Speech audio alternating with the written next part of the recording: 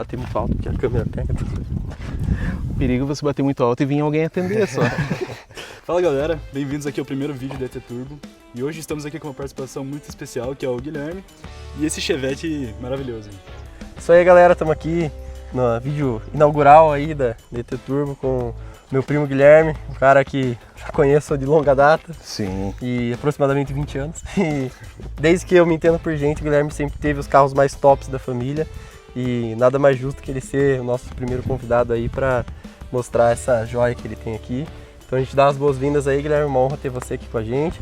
E a gente queria que você se apresentasse um pouco mais aí, contasse um pouco do teu amor pelo mundo automotivo aí. Claro. Em primeiro lugar, é uma satisfação muito grande para mim estar aqui, porque eu vejo que vocês têm um futuro muito grande com esse canal. Existe uma vibe que eu consigo perceber que esse canal ele vai muito longe e ele vai trazer muita gente assim que tem vontade de entender mais sobre o carro, tem essa paixão aí, que às vezes está meio carente, né?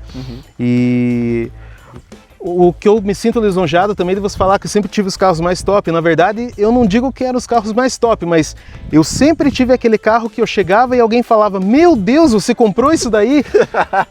Porque era sempre o carro que era lasanha, era o terror, era a bomba. Então, para vocês terem uma ideia só o que eu tive até hoje, talvez o mais normal foi um Fusca que eu tive em 79, meu primeiro carro. Esse daqui já é o meu 6º Chevette, lembrando que é o 20º Chevette da família. A nossa família ela tem um problema mental grave com relação a isso, né? Então, esse é o 6º Chevette, faz 13 anos que eu tô com ele. Eu já tive uma Chevy 500 também.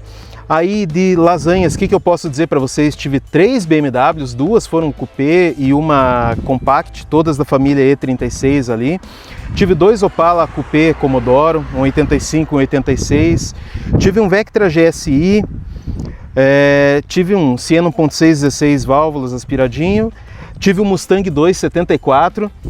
E agora eu acho que por uma providência divina que não me sobra dinheiro para ter mais incômodo, porque daí no momento só tem esse daqui. Com certeza já teve sonho de muita gente aí. Ah, sim, com certeza. Na verdade, eu tive essa oportunidade quando esses carros às vezes não valiam tanto, né? Então, por exemplo, uma dessas BMWs aí eu acabei vendendo por 17 mil reais na época. Eu achei ela esses dias anunciado por 85 mil. Nossa. O mesmo carro, com uma diferença de 10 anos. Então, hoje ficou um esporte meio caro, assim. Sim, e meio difícil também, né, de ser praticado. Bastante. Hoje em dia tá... Bastante. Qualquer coisa o Detran implica. E é isso aí, galera. A gente vai dar um rolezinho aqui com o Chevetão do Guilherme. Ele vai conduzir aí a gente pelas estradas rurais aqui de Araucária. E com uma vista maravilhosa, hoje tá um dia lindo, né? E ele vai contar aí no caminho um pouco desse carro, um pouco das experiências que ele teve com o carro. Depois a gente vai parar lá embaixo, numa vista legal, pra gente poder conversar mais um pouco. Valeu? Então, bora pro rolê. Então, sabe que a minha família ela sempre teve esse problema do carro velho, né? Eu me lembro desde que eu era novo, assim, e eu acho que eu criei muito apego por esse carro em específico, porque meu avô ele tinha um carro exatamente igual a esse. Ele era branco, mas o modelo era o mesmo ano, um 74, com câmbio alemão. E eu me lembro que ele cuidava muito bem daquele carro e aquilo participou muito da minha infância. E como eu tinha uma ligação muito grande com esse meu avô, eu acho que eu fiquei com esse apego do carro que me faz lembrar um pouco da imagem dele, assim. Sim. E além disso, meu pai também sempre gostou muito de carro e sempre teve, quando não era um modelo assim mais esportivo do ano, sempre era alguma coisa mais antiga. Então ele teve uma Puma conversível, teve vários outros modelos de carro mais antigo, teve Chevette também. Aí hoje em dia ele tem uma Puma Targa GTE 74, tem um Opel Tigra. E eu sempre tive vários carros, conforme eu comentei com vocês ali. Mas esse carro ele tem uma história bem legal, porque quando eu comprei ele, eu estava num momento da minha vida em que eu tinha uma BMW Compact e tinha um Chevette 81 placa preta. Eram carros mais íntegros e mais valiosos. E eu queria um carro para ir trabalhar. Mas eu pensei, por que eu não posso comprar alguma coisa que tenha um certo estilo, que seja confiável, Sim. divertido e que dê para usar no dia a dia? Total, né? Total. Fazer uma coisa assim, um equilíbrio, né? Entre o estilo, a esportividade que também traz esse carro e o Thiago tá ali atrás de moto. Aí vai fazer barulho. Entre o estilo, a esportividade e o aspecto clássico do carro, né? Sim, então, exatamente. É muito bacana. E eu consegui, quando eu comprei ele estava numa época que não era tão oportunista como hoje, por exemplo, que os carros eles pegaram um preço fora do normal, né? Sim. Então eu tive a oportunidade de achar esse carro que era de uma senhora que tinha ele desde novo. Comprei o carro com manual, nota fiscal, manual do rádio, uma série de coisas aí. Mas ela me prometeu que eu só poderia comprar o carro dela se eu não rebaixasse ele e não fizesse coisas de piá. Uhum. Eu quebrei um pouco da promessa, como vocês veem, mas tentei manter o máximo possível. E naquela época eu comecei a usar o carro todos os dias, normalmente, sem problema nenhum. Ocorre que aí eu acabei casando, passou um bom tempo e tive que vender alguns carros porque eu fui morar num apartamento, não tinha onde guardar. E qual que seria a lógica de qualquer pessoa normal? Vender os dois Chevette velho e ficar com a BMW automaticamente. Sim. E o que eu fiz? Eu vendi a BMW e o Chevette bom e fiquei com ele que estava bem surrado na época, né? Então, apesar de ser um carro todo original, ele era um carro que ele tinha bastante marca do tempo, a pintura ela era original ainda, era bem desbotada, bem cansada. E automaticamente eu fui usando ele. Só que, por mais que eu já gostasse de Chevette tudo, eu acho que a gente criou uma parceria tão grande que com o passar do tempo eu fui começando a arrumar ele aos poucos, sabe? Sim. E hoje ele tá melhor do que naquela época. Eu ia te perguntar também, esse carro aqui, quando ele tava mais preparadinho ali, né, que você tinha mexido um pouquinho no motor, chegou a botar ele na pista algum dia, no autódromo, ou chegou a correr em alguma... Já, esse carro aqui, ele já fez quase de tudo que se imagina. Desde mudança até rodar na pista ele já fez. Agora... Sim. Na época eu cheguei a andar com ele, uma ousadia, fui andar num Trake Day com motor 1.4, 4 marchas original. Então eu fui mais atrapalhar os outros do que rodar mesmo, né? Do que andar, porque não tinha muito o que fazer. Agora, são experiências bem gratificantes, então agrega muito, sabe? Sim, com certeza, né? E é um carro que eu percebi aqui, dando uma volta com o Guilherme aqui, pessoal, que é um carro que, por mais que seja um carro de 50 anos, que já não tem tanto preparo assim, ele é um carro que ele anda bem e faz e entrega desempenho, mesmo que não pareça tanto assim, ele entrega bem, cara, ele é um carro que anda muito bem, assim. Então, aí é um clássico que é quase um utilitário aí, né? Quase. Se a gente for parar para pensar, ele é um carro com 50 anos de idade e com um projeto de quase 60. Sim. Então é impossível você comparar o que um carro dessa época entrega comparado com um carro atual, né? Sim. Não tem nem como mensurar. Esse carro originalmente ele vinha com motor 1.4, 4 marchas ali, o motor entregava 68 cavalos quando era novo. A gente sabe que com o tempo vai passando, vai reduzindo bastante isso. Sim. E automaticamente hoje, como eu viajo muito com ele, eu acabo pegando rodovia, eu uso todos os dias, eu tive que tirar esse motor 1.4 que eu ia fazer. Aí veio um conjunto do motor 1.6S a álcool já do Chevette 88 para frente, né? Ele tem as bielas mais leves, tem menos área de contato da saia do pistão. Ele é um motor mais otimizado, mais eficiente um pouco, né? Além da litragem, um pouquinho maior. E veio o câmbio de 5 marchas também, porque o câmbio alemão 4 marchas ele é muito elegante, ele é aquele câmbio ainda varetado, que cada vez que você troca ele faz o clec-clec. É muito nostálgico. Agora, para você viajar, você tem que viajar sempre em velocidade de cruzeiro, 80 km por hora, 90. Sim. E você sente que o motor às vezes está pedindo um pouco mais de desmultiplicação de câmbio e não tem. Então eu não sou muito Zé Frezinho, eu gosto de um carro que ele funcione legal, mas se algo é original e é ruim, pra mim precisa sair. Sim, com certeza. E viagem com ele, que você comentou, você já fez viagens legais com ele? Já. Veja, eu tô com esse carro há 13 anos que eu comentei com você, né? Nesse tempo eu andei 135 mil, pelo que eu vi aqui no meu odômetro. Só comigo 135 mil. Quando eu comprei ele já tinha 155 mil quilômetros. Sim. Aí, nesse meio tempo, eu rodei todos os dias. É o carro de trabalho, é o carro que eu uso para tudo que é lugar.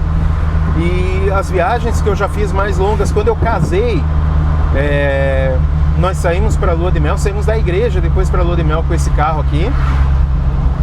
Aí nós descemos fazendo aquele trecho da 101, passando pelo litoral de Santa Catarina. Olha só. Viajando ali pelo litoral do Rio Grande do Sul, Torres também. Que aí bacana. subimos pela parte interna do estado, fomos até Canela, Gramado e depois fizemos o retorno. Foi uns 2.800 km nessa viagem, assim. E foi uma viagem, um sarro, porque assim, ali foi um teste mesmo, porque a minha mulher tinha acabado de casar comigo, aí viajar 2.800 km num carro 1.4 com 40 anos de idade naquela época, com câmbio 4 marchas. É uma prova de amor. Prova de amor, totalmente. Mas ele se saiu muito bem, sabe?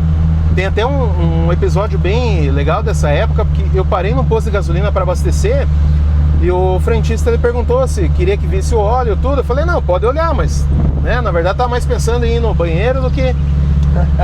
E ele sacou a vareta do óleo, e quando ele colocou, ele quebrou a sede onde vai a vareta do óleo no bloco do motor, e ele não me falou. Quando eu saí do posto, automaticamente caí na rodovia, andei alguns km e acendeu a luz do óleo ali. E bem numa área do Rio Grande do Sul ali que não tinha nada. Aí eu pensei, o que eu vou fazer aqui agora?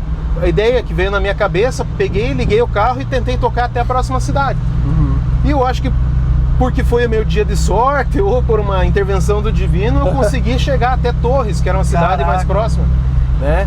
A Opel, para quem não sabe, os carros da Chevrolet no Brasil basicamente eram Opel até começo dos anos 2000, né? Então Chevrolet americano, a gente não teve quase nada para cá. O que é interessante é que tem uma foto do Bob Lutz que vocês vão ver, e o que ela representa na história do Chevette? O Chevette, na verdade, ele é o que nós conhecemos por Kadett, o Opel Kadett, que ele nasce lá em 1936, se não me engano, antes da Primeira Grande Guerra ali, antes da Segunda Grande Guerra, perdão. Ele é interrompido a sua produção por questão ali do conflito. Ele volta em 1962 como Opel Kadett A, que vai de 62 a 66, 67. Aí em 67, 68 ele vem o Kadett B. E nessa época a Opel estava tentando conquistar o mercado americano de carros compactos e bem baratos, assim. E que a Volkswagen nadava de braçada com o Fusca, né? Ali eles tinham também o Type 3. Só que o que acontece? O Opel Kadett B ele era um carro compacto, estreito, com bitolas de eixo estreitas também, suspensão mais elevada, que era para o padrão da família econômica alemã. Então era um carro que não era de alta potência, ele era um carro confortável, mas para andar discretamente, né? E o Bob Lutz ele achava que aquele carro não teria mercado no espaço americano, que demandava um carro com maior espaço interno, maior conforto, né? E ele começou a afirmar para os engenheiros dele que precisava ser feita toda uma modificação nesse processo, né, para poder adaptar esse veículo. Então o que acontece? A Opel estava tentando migrar para o mercado americano, e esse carro ele não tinha uma estabilidade, um comportamento assim, que por mais que o americano gostasse daquelas suspensões macias, tudo, ele era um carro instável para andar em rodovias em velocidades maiores. Sim. E nisso surgiu uma briga dentro da Opel, e os engenheiros alemães não queriam mudar o projeto, né? Porque já estava previsto que eles precisariam lançar uma nova geração desse modelo para frente. Tanto que nesse impasse aí a Chevrolet no mercado americano lançou o Chevrolet Vega, que foi um carro bonito, mas teve vários problemas, tudo. Tentaram fazer um carro compacto que era maior, bem maior do que o Chevette. Só que retomando a história, teve um encontro, um almoço, em que o Bob Lutz estava reunido com os engenheiros alemães. E ele trazendo essa situação de que o Kadett B não era estável o suficiente, que era um carro inseguro para curvas, coisas assim. E os engenheiros irredutíveis ali, né? E o Bob Lutz, do jeito que ele era, ele chegou no momento da conversa que ele falou: olha, nós vamos sair do almoço, eu vou fazer um teste com ele, eu vou fazer uma manobra J, e vocês vão ver que esse carro ele vai capotar, porque ele não consegue fazer a manobra. E os engenheiros acharam esse cara maluco, né? E basicamente ele foi lá, fez a manobra, executou, o carro parou de rodas pro ar lá, e é uma das fotos mais icônicas que você tem no ramo automobilístico. O que isso leva para o Chevette? Basicamente, depois daquele momento ali, houve todo um redesenho das plataformas existentes. A série perdão, o modelo Cadete C, que é o que lança com o nosso Chevette aqui. Ele é um carro que tem as bitolas mais largas, ele tem caixa de rodas maiores. O modelo B, ele tinha rodas aro 12, ele sai nesse modelo aqui com aro 13 para a maioria dos mercados. Sai com uma altura em relação ao solo mais baixo, o centro de gravidade do carro é mais baixo, ele é um pouco mais longo. A linha de cintura na lateral ela é bem mais baixa. E isso proporcionou com que esse carro ele tivesse uma estabilidade muito melhor do que as anteriores, sabe? Tanto que, para você ter uma ideia, o desenho desse carro nessa questão de estabilidade ele ficou tão bem acertado que você vai encontrar várias fotos da época em que esse Cadete C, não com a motorização Brasil, lá ele tinha uma motorização bem mais competente, né? Ele chegou a sair com o HC aí 1.7, 1.9 no GTE. Ele concorria ali com BMW 2002, BMW 1602, as Alfa Romeo GTA, em algumas categorias de turismo, né? O próprio Ford Escort MK1, MK2. Então ele é um carro que ele conseguiu ficar muito bem acertado em comportamento dinâmico, né? Aí, claro, a gente teve aqui o motor dele, um motor bem discreto, bem compacto ali, que foi 1.4, né, OHC, mas a gente entende, porque ele era um carro que ele precisava ser lançado com uma imagem moderna, mas precisava concorrer com o Fusca, né? Então se ele não fosse barato e não fosse confiável, por mais que fosse mais fraco, entregasse menos, ele não teria mercado, né? Quando a gente fala, por exemplo, de legado, como você comentou, veja, a gente fala do Opel Kadett, ele é um carro que ele nasceu lá em 1936, aí ele vai passando por gerações, ele vai ser o Cadete C, que é o nosso Chevette, ele vai depois ser o Cadete E, que é o Cadete que veio para o Brasil, vira Astra, tem várias gerações do Astra, é fabricado até hoje na Europa. Então ele é um carro que vendeu dezenas de milhões de unidades, assim. E aqui mesmo no Brasil, se a gente para pensar, foram 1.600.000 unidades produzidas. Difícil você não conhecer alguém que não andou ou não teve um Chevette na família. Exatamente. Isso que é bacana, né? E é isso aí. Vamos lá então fazer mais uns takes aqui e depois a gente volta aí. Fechou. Bom, pessoal, então a gente parou aqui nesse casarão, essa vista linda. Hoje foi um rolê maravilhoso. A gente conseguiu conversar bastante aí com o Gui, tirar bastante informação legal, aprender muita coisa e mais uma vez ali mostrando o propósito desse canal, que é realmente mostrar ao público que carros, motos, preparados ou não, independente do que sejam, trazem mais do que potência, né? Podem trazer mais do que potência, eles vão trazer também emoção, vão trazer também sentimento, vão trazer uma história, uma trajetória, vão trazer coisas assim que vão edificar as pessoas. Então o nosso objetivo é esse, a gente veio aqui justamente para mostrar isso e eu particularmente acho que a gente conseguiu, não sei você, Thiago, mas acho que a gente conseguiu bem. E além disso também é muito fácil criar novas amizades, né, nesse meio, porque a galera é muito parceira, né, sempre se ajudando, sempre curtindo assim o trabalho dos outros, isso é muito legal. Muito bacana. Então é isso, queria agradecer, Guilherme, pela tua disponibilidade, pelo rolê, que foi muito bacana, né? E por você compartilhar toda a sua história com a gente, por você tirar esse dia aí pra poder mostrar pra gente tudo que esse carro maravilhoso trouxe pra você. Eu que agradeço a oportunidade, como eu falei para vocês, fico muito feliz, fico lisonjeado de poder compartilhar um pouco da história. E como você falou, hoje numa agenda que a gente vive que o carro ele é tão vilanizado, um objeto aí condenado por muita gente, a gente não pode esquecer que ele de uma forma usada corretamente, ele pode proporcionar liberdade, amizades e novas experiências, né? Sim. E isso edifica qualquer pessoa. Isso aí. E é isso aí então, pessoal, a gente vai ficar por aqui, a gente agradece aí pra você que ficou até o final do vídeo, agradece aí se você puder compartilhar esse vídeo e a gente vai trazer vários projetos bacanas, a gente vai trazer várias entrevistas legais, vários takes maneiros aí e com certeza o Guilherme volta muito em breve pra gente ver outros Chevettes, pra gente, né, ir em alguns encontros legais aí. E com certeza a gente vai ter um momento muito bacana aí com a ET Turbo, então nos acompanhem.